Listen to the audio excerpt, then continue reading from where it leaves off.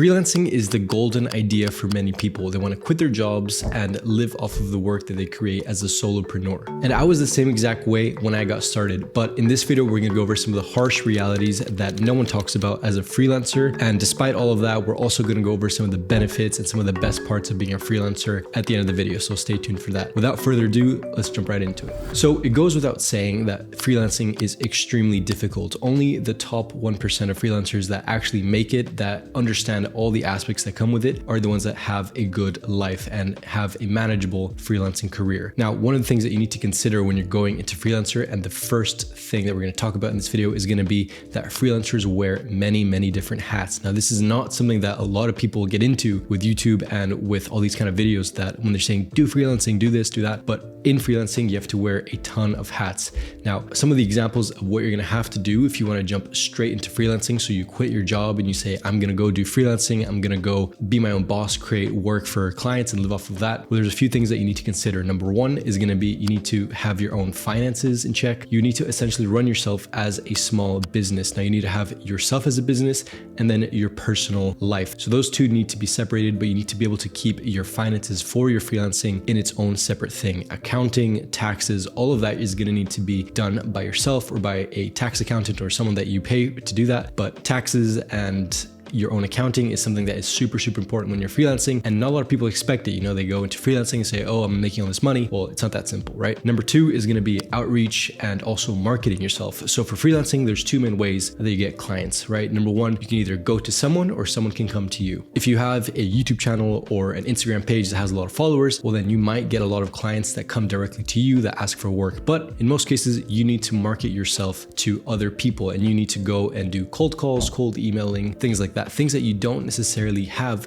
when you have a standard job, or you have a designer job in an agency or in a company. If you work in-house, something like that, you don't necessarily have to worry about all these aspects of things. There are companies that can help you generate leads, but those are usually very expensive and only limited for the 1% of freelancers. So in most cases, you need to worry about going into LinkedIn every day. You need to worry about sending the right messages, being able to craft the emails or calls in the right way, be able to communicate yourself. And again, this is just something that you do not have to worry about when you are in-house. So that is another part of this that nobody talks about. So we have taxes, accounting, finances, all of that, marketing, outreach, but there's also, you need to be able to set time to do the work itself. Time management is a huge part of this. Now, owning your own business and having your own freelance career is fantastic. There's so many great things about it, but when you have all of the different hats they need to wear, you also need to worry about actually producing the work and being able to manage the work itself. Having project management skills is also super critical when you are starting your freelance career, because at first you're going to have one or two clients. That's fantastic. But as you scale, as you grow, you're going to have multiple clients demanding multiple meetings at different time frames. And you need to be able to fit in work so that you can show clients the kind of work that you're producing at a regular basis. So what ends up happening as a first-time freelancer is that you will end up working a ton of hours. You're going to feel overwhelmed, burnt out, and you're not going to know what to do with yourself, because freelancing is so much harder than if you just clock in every day as a 9 to 5 and you do the work and you get out. So freelancing, project management, time management is a massive thing as well. Now, another thing that people don't really talk about is putting out fires. So when you're working as an in-house designer or in an agency or anything like that, you kind of stick to your thing. You're a designer, you work on the project that you've been tasked, and that's pretty much it. But when you are a freelancer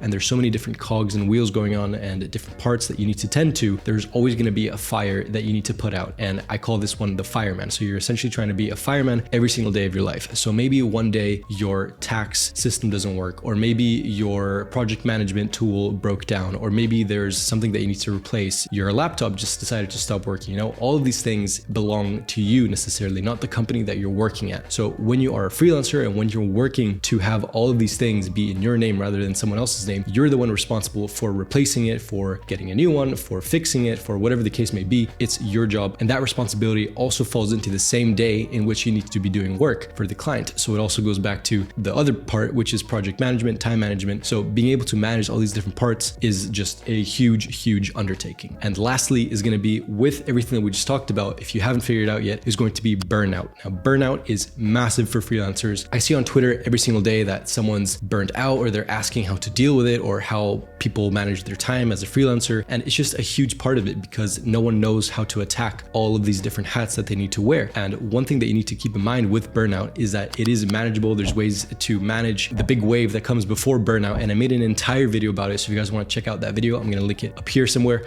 But burnout is going to be something that you need to keep in mind when you dive headfirst into freelancing now, especially if you've never taken a project before, or you're kind of doing it as a side and then you decide, hey, I'm just going to go full force into freelancing as my main income. That is going to be a massive undertaking, and it's something that you need to keep in mind that might happen to you, which is going to be that you're going to get tired of doing the work. You're not going to feel motivated, and staying motivated is critical to performing good work as a creative person, because creativity is one of the only things that sets you aside from all the other designers, right? It's what can you bring to the table? What can you have that's different to other people? And you can only get that when you're well rested, when you have all the creative fluids that are working, and you can't really do that if you are super tired, if you're burnt out. So that's something critical to keep in mind. Now that was the first part. The second part is that you're going to be working longer hours compared to a regular 9 to 5. Now, working longer hours is great when you are working on the thing that you want to be working on, right? If it's your baby, if it's your company, you don't mind throwing yourself into it 12 hours a day, and that's completely fine in the beginning. But as you start to get kind of used to the work and used to the grind, it starts to really tire you out, and that goes back to the burnout. But working longer hours is something that is very expected when you have your own business, when you have your own freelance system. It's not the same as when you're an in-house or when you're working at an agency. It's just something that you can't really control, because there's a fire that needs to be put out. There is a client that needs extra work, or that has a tight deadline, or the outsource didn't work, so you need to do it yourself, or whatever the case may be. There's always something that you need to be doing after work or after hours, or checking the email or getting on a call or whatever it is. There's always something that needs to be done. Now, working longer hours is honestly fine if you're making enough money that you can justify, and you say, okay, if I'm making 20K a month, then yeah, of course, I'm going to work 10, 12 hours a day. Who cares? But if you aren't making the kind of money that you want to be making, and you're making maybe less money than you did at your old job, and you're still working those long hours, and so your time goes up and your income goes down, it's a very, very, very stressful situation, which leads us to the third point, which is there's no one else to blame except yourself when you're freelancing and when you're a solo entrepreneur. If we take a look back at the first list that I said of all the hats that you need to wear, if something stops working as a freelancer, if, for example, your leads don't come through, the marketing isn't working, your branding isn't necessarily speaking to a lot of people, something in there is missing, or something in there doesn't work. And essentially that goes back to you. It's your fault. There's no one else to blame. There isn't,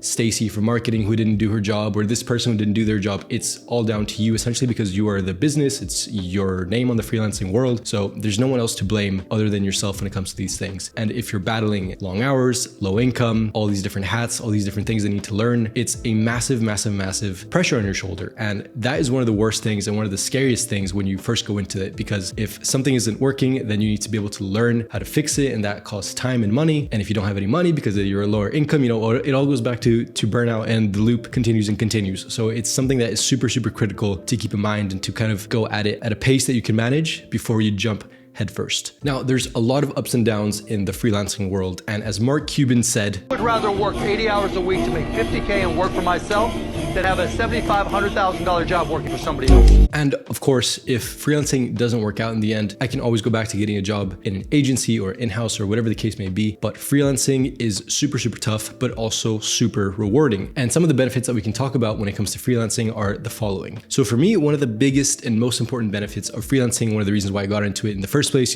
when I was super, super young, I was still thinking, okay, I want to work for myself. I don't want to work for anyone else. So I've always had this mentality that whatever it is that I do in life is going to be me, myself, controlling my time, not working for someone else. So when I first graduated university, I went into a long-term freelance contract, but that allowed me to jump to different projects like YouTube, for example. I was able to grow this to a decent sized audience. So taking that as a grain of salt, you have these longer term projects, but you can do other things with your time. That's also something to consider when you are going to freelancing. No one's looking at your time. No one is clocking you in or out. You can travel wherever you want. You're not necessarily location based. There aren't any problems with different time zones for clients and stuff. You can get on a call at 3 a.m. and it is what it is, but if you're in Thailand or if you're wherever you are, then it's completely fine. So there are a ton of downsides or struggles when it comes to freelancing, but the benefits for me outweigh it completely. These are all skills that you can learn and you will learn eventually if you are in this world in freelancing, and eventually you're going to pick all these things up. But just keep in mind that they're all super, super difficult to get into in the first place if you know nothing about any of the tools that I just talked about or any of the skills that you'll need to learn. Also, another benefit, which is incredible with freelancing, is that your income isn't necessarily capped to the amount of hours that you put into the work. So as we talked about in a previous video, there are solo designers that are making $1 million a year by themselves as freelancers, as agencies, solo agencies, whatever you want to call it. There are people that are making a ton of money that does not necessarily based off their time. So they can outsource work, they can raise their rates to astronomical figures because they are the brand, not necessarily the in-house that they're working for at a certain salary cap or whatever the case may be. These are always things that you can improve on if you are a business owner, if you're a solopreneur, and not necessarily something that you can control if you are in-house or at an agency. But if you guys are looking to get into freelancing, but you don't really think that you're at that level yet, or you're even that good enough to get into freelancing, then I recommend that you guys watch my how to improve as a designer video, because that should help clear any doubts that you guys may have. So thank you guys so much for watching, and I'll see you guys on the next one.